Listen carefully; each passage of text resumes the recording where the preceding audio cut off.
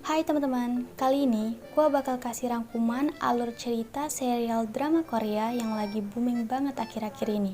Apalagi kalau bukan Squid Game. Kalau dalam bahasa Indonesia artinya tuh game cumi-cumi.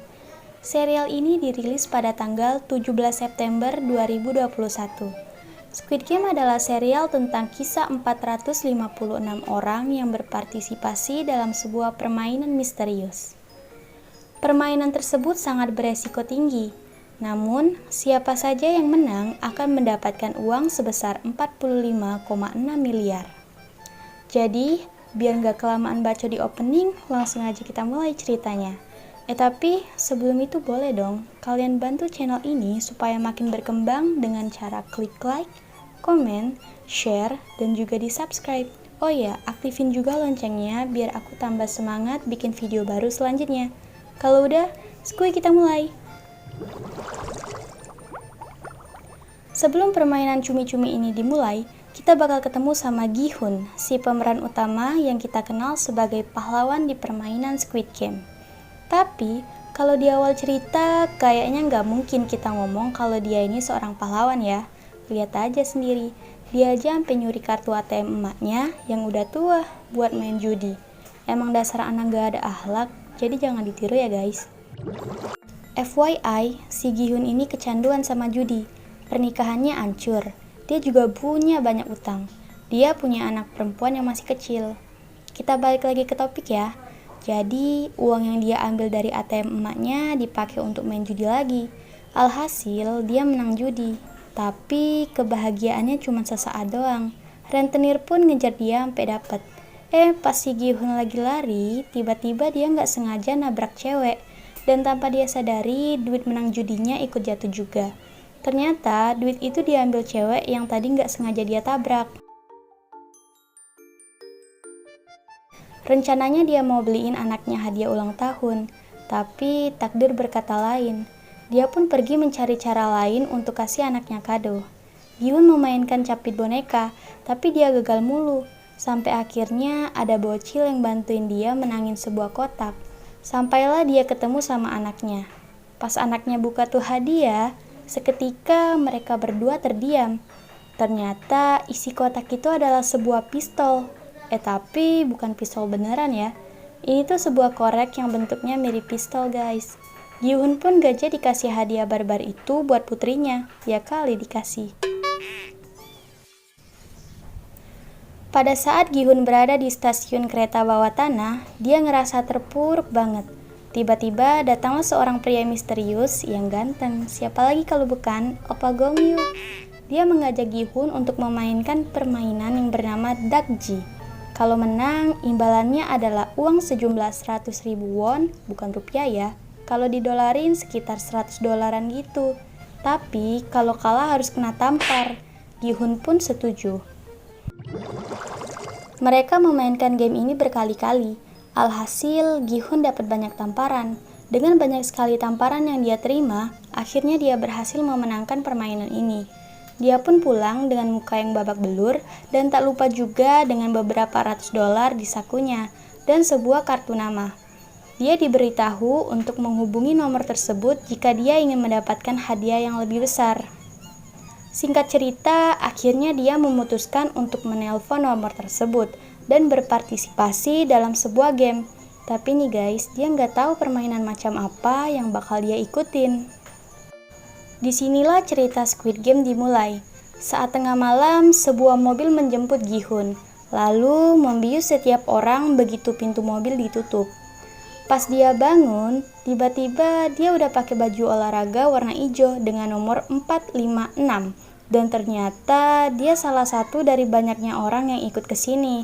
Sekedar informasi, semua orang yang ikut game ini adalah orang-orang yang udah putus asa dan pastinya terlilit utang, aka punya banyak utang. Pokoknya udah kesusahan banget lah.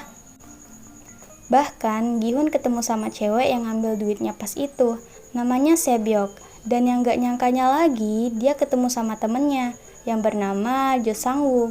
Secara Jo Sang-woo itu lulusan SNU dan kebanggaan orang-orang di daerahnya gitu loh. And then ada juga karakter lain yang gak boleh ketinggalan. Game pertama pun dimulai. Game ini bernama Lampu Merah Lampu Hijau.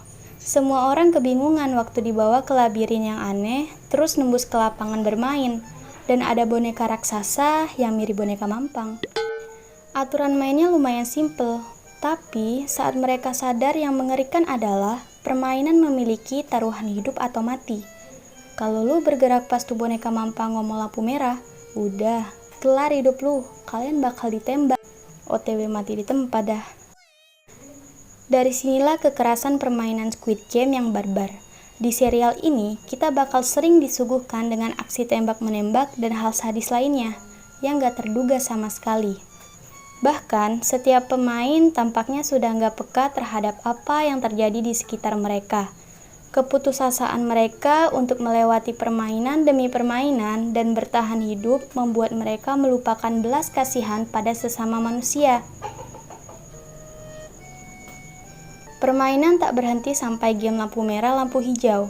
Setelah itu, ada permainan dalgona candy, tarik tambang, kelereng, game pijakan kaca, dan terakhir permainan Squid Game. Permainan ini pun akhirnya dimenangkan oleh Gi-hun.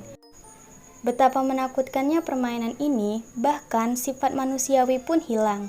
Mereka saling membunuh satu sama lain agar pemain menjadi berkurang dan uang hadiahnya akan semakin bertambah banyak. Tapi dalam permainan ini terlihat Gi-hun memastikan kelompok yang dibuatnya bisa tetap saling melindungi. Bahkan saat ia dibujuk oleh si kakek Oh Il-nam tentang keserakahan adalah bawaan manusia, Gi-hun memilih untuk percaya pada kemanusiaan.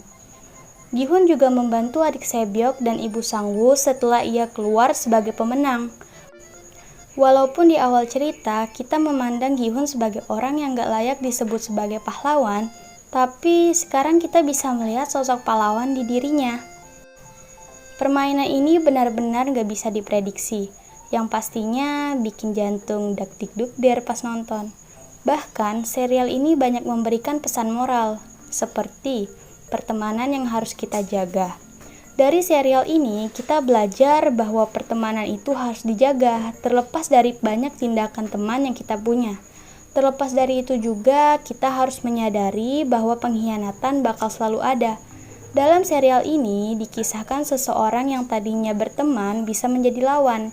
Kita pun belajar bahwa dalam sebuah kompetisi, jangan terlalu menaruh kepercayaan besar pada orang lain.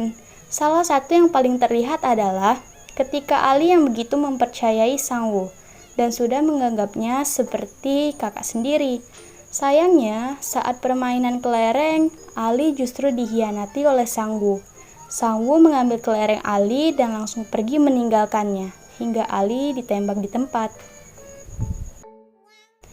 Oke guys, gue udah menceritakan alur cerita Squid Game. Gimana menurut kalian? Kalau kalian ada rekomendasi film yang mau diceritain, monggo di komen. Insya Allah aku bakal nge-spoilerin ceritanya. Baiklah, mungkin sampai di sini dulu perjumpaan kita. Sampai jumpa di video selanjutnya. Semoga hari kalian menyenangkan. See you!